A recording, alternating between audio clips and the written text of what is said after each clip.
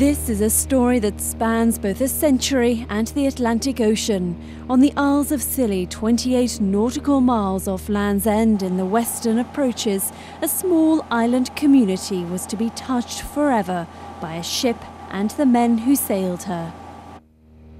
The Scillies are the first and often last landfall for ships crossing the Atlantic.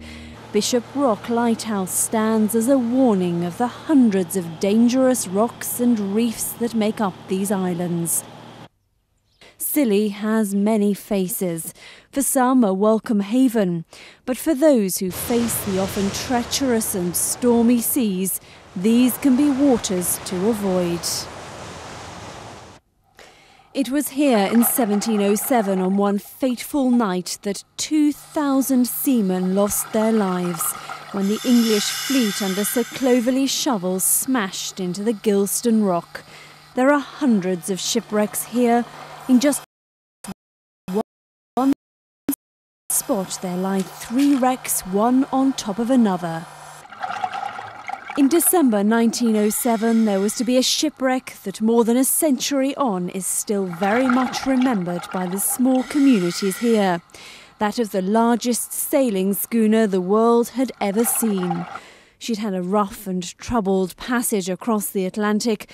By the time she reached the waters around Scilly, her sails were ripped, her lifeboats wrecked. Her name, the T.W. Lawson, after the man who had built her. Across the ocean in America, there are also people who will never forget what happened. In the village of Scituate, Massachusetts, many remember the impact that Lawson, both the man and his ship, had on their community. Thomas W. Lawson, famous financier from Boston, settled in Scituate 100 years ago. Bold, proud and wealthy, he soon built Dreamworld, the largest country estate in America. Lawson was banned from representing the United States in the America's Cup race against Sir Thomas Lipton in 1901 because he refused to join the New York Yacht Club. He reacted by having his racing yacht Independence dismantled plank by plank. It was soon after that he set his sights on building the first and only 7-masted schooner. Lawson teamed up with the Crowley brothers, who had built several 6-masted schooners, and naval architect B.B. Crowninshield, who designed the Independence. Built of steel at the Four River Shipyard in Quincy, Massachusetts, the great ship took 12 months to construct at a cost of $250,000. Its launch in July 1902 was witnessed by more than 20,000 spectators, and what a sight this great ship was. Driven only by sail, the Lawson was 404 feet long, with 7 fore and aft masts towering 150 feet off the deck. Displacing almost 11,000 tons, she was able to carry nearly 3 times her weight in cargo. 25 sails covering an acre were hoisted up her huge masts by steam engines, enabling the ship to sail with only 16 crew. That's half the number needed by other ships her size. And with telephones, heating and pilot houses to keep dry, the crew had all the comforts of the day. For the next 5 years, this great ship hauled coal up and down the coast. And although confined to the few harbours that could take her deep draft, she turned in a profit for Lawson and his team. Unfortunately, because of her large superstructure exposed to the wind, nearly 45 feet at the bow, she could be awkward to handle and often difficult to turn, sometimes needing to drop anchor or worse, call for the tugboat. In 1907, with the decline in her coastal trade, the Lawson was converted to handle liquid cargo. It was that fateful decision that led to her first and last transatlantic journey. Leaving on the 19th of November, Captain Dow and his crew of 18 had every reason to expect an uneventful journey. But that was not to be. 3 severe gales destroyed the schooner's lifeboats and ripped all but 6 of her storm sails. And when Captain Dow finally sighted Bishop Rock Lighthouse on Friday the 13th of December, events were to unfold that would bring together the people of Scituate with those in the Isles of Scilly, linked by the terrible fate that befell the great seven-masted schooner, the Thomas W. Lawson. Tom Hall is a resident of Scituate. For him, reading about the T.W. Lawson was not enough. He had to travel to the Scillies to find out the truth behind what happened here on that night in December 1907. Just tell me then, what has brought you to Scilly? Well, I've come to see the seven-masted schooner, Thomas Lawson, which is right here. This is actually a picture that hangs in our Maritime Museum. And around Scituate, where I grew up, it's a big deal. People always talk about the seven-masted schooner. They wonder about it. And I figured, why not come see where it is, where it wrecked, and talk to some of the people on the island and go down and dive on it. And you've done quite a lot of research, haven't you? What have you been able to find out? Well, I found out a lot of things. First of all, it's the only seven-masted schooner.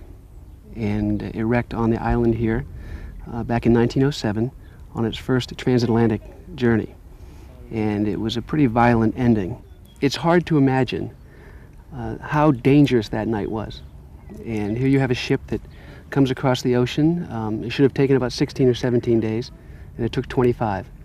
And when it arrived, that was not its first storm. It had already gone through 2 gales, lost most of its sails, pulls into where they think they are, which is outside of the Bishop's Light. Instead, they're inside. They're in probably the most dangerous part of the Atlantic. The Lawson was the largest sailing ship the world had ever seen. She was en route from Philadelphia to London with a cargo of oil when she hit the western rocks of Scilly in December 1907. She took with her 16 of her crew and the greatly esteemed local pilot Billy Cook Hicks from St Agnes. It was a fateful Friday the 13th.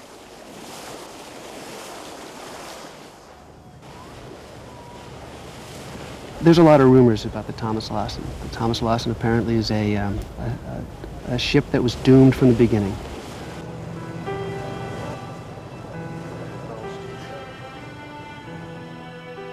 It was a ship that was some sort of aberration. Shouldn't have been built. The old-timers around New England would say 7 masts is too many. The old-timers would say a steel ship, you know, it can't float. It can't be economical. I want to find out the truth. Fascinated by the story of what happened, Tom Hall has come to Scilly from his home in Scituate in Massachusetts, the town where the ship's owner and namesake also lived. The survivors, when they drifted down here, the Captain Dow and the engineer drifted down onto this in the full-blooded storm and got up on that at the early hours of the morning in the dark. Ob Hicks's grandfather was on the gig that went out to search for survivors. The Lawson was actually wrecked on a rock up the far side of Annet, up there to the northwest of where we are now, called Shag Rock, at least a half a mile from there. And they drifted down on the big seas and swells down to this rock, Hellwethers, and got up onto it somehow. Amazing how they ever got there. It's unbelievable that they could have survived to have got there and pulled themselves up over that rock, but they did.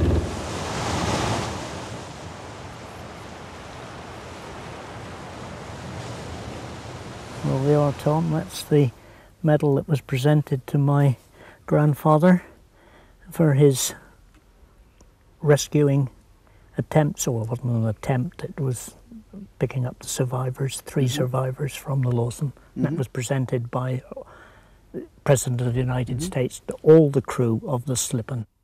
Ob Hicks's father and grandfather were on the lifeboat which first went to help the Lawson. It left the pilot on board and returned to St Agnes as the weather worsened. The following day, the pilot's son, Freddie Cook Hicks, called for volunteers to man the rescue gig, the Slippen. They went out in the 6-oared gig, the Slippen, and went to the uninhabited island of Annet and rescued one of the crew that had managed to get ashore, very badly injured. subsequently died the next day on St Agnes. They'd brought him straight back. And went out again afterwards because one of the Slippen's crew thought they'd seen other survivors on one of the rocks south of Annet. And Freddie Cook Hicks, Frederick Charles Hicks, but always known as Freddie Cook, hoped it was his father and went across a rocky brow and then swam across to this rock with a rope and finally got the two survivors back to the Slippen and then back to St Agnes. And I think the doctor then came up from St Mary's and looked after them. Captain was badly injured, and how either of them survived in most conditions is unbelievable, but they did. She's hopefully been here. Hopefully. Yeah, there she is. Hey, not bad. Not bad for 170 years old. We found the Slippen in a boat shed on St Mary's. It's hard to imagine her crew that December morning, braving the high seas in such a small wooden boat. I guess you could imagine the oarsman and the coxswain and Freddie Cook right here looking around, finding the men on Hellweather's Reef, and probably a lot of bodies in pretty bad shape. Today the Lawson lies on the seabed here on the Western Rocks. The wreck is about 50 feet beneath us and broken in two. She may have been there for almost a century, but the people of St Agnes haven't forgotten what happened or the impact it had on their community. Okay, we'll go down the anchor line, take it nice and easy. Just clearing our ears as we go down. Okay. And when we get down to the bottom, we should be anchored by the keel section, and we'll drop over the keel section. Go straight to the mast, have a look at the mast, so I know you're really interested in seeing that. So. All right, yeah, let's go see the mast. Yeah.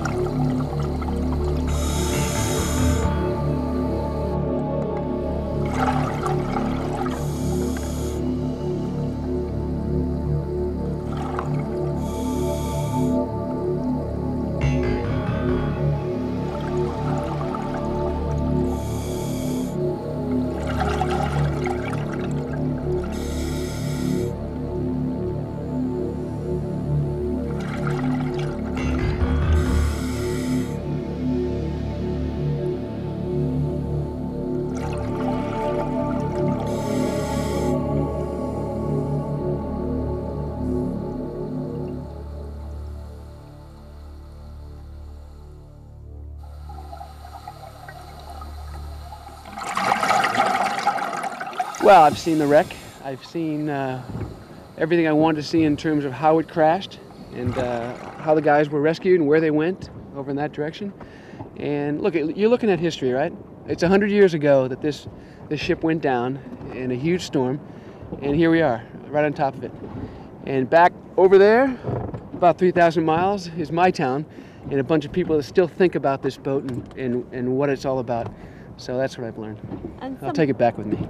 And some probably think that, you know, it's where she was always going to end up. She was a fated vessel. Yeah, in a lot of ways. Well, look, she came here December 13th, which was a Friday the 13th. And to a lot of people, that was a fitting end to this ship. And the owner himself thought, he was very superstitious, Friday the 13th ended, and he thought he had made it. He thought his boat, his namesake, the Thomas W. Lawson, had made it, no problem. He survived another Friday the 13th. Well, he got a call the next morning, which was Saturday, with the bad news. If the Captain Dow of the Lawson had accepted the pilot's advice and slipped his anchors, they probably wouldn't have got them pulled up in those conditions. The pilot, very experienced man in and around the waters of Scilly, could have steered him out through the rocks, through the sounds, as they're known, deep water channels, through the islands, and got out to sea. Could never beat out against the weather conditions, but they could have run through. Yes, I don't think there's much doubt about that. On the island of Tresco, among the collection of figureheads and cannons from shipwrecks spanning hundreds of years, a reminder of the T.W. Lawson hangs in quiet remembrance of that night in December 1907. Just across over here is... In the churchyard on St Agnes, the hero of the rescue, Freddie Cook Higgs, lies in peace. Right, Tom, this is where Frederick Charles, Freddie Cook, is buried, unmarked grave. Just here. Right here in this area? Right here in this area, just there. The unsung hero of the... Pretty humbling. Absolutely, yes. Pretty humble grave for the hero of the rescue. Yes. No headstone, but that was family's wishes. They adhered to it. And in a secluded corner, in an unmarked grave, lies the ship's crew. The only sounds to hear are the washing of sea on the rocks and the cry of seagulls overhead. A fitting resting place, perhaps, for those who lost their lives on this ship, the T.W. Lawson.